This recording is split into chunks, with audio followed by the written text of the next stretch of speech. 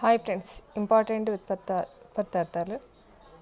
కమలాకరం, కమలాలకు ఆకారమైనది ఏంటిది? కొలను. అంటే కమలములు పుష్పించడానికి ఆధారమైంది కొలను. తటాకం, జలంచే నిండునది చెరువు. పద్మాకరం, పద్మాలకు నిలవైనది కొలను చెరువు. వసుధ, వసువును అంటే బంగారంను ధరించినది భూమి. పుత్రుడు, పున్నామ నరకం నుండి తప్పించువాడు కొడుకు. పక్షి, పక్షములు కలది పక్షి. మానవులు, మనువు సంతతికి చెందినవారు. మున్నీరు, సృష్టి ఆది నుండి ఉన్న నీరు, సముద్రం. సహోదరులు, తోడబుట్టినవారు, అన్నదమ్ములు. సాగరం, సగులచే తవ్వబడినది సముద్రం. హృదయం, హరింపబడినది. భాగీరథి, భాగీరథునిచే తీసుకొని రాబడినది.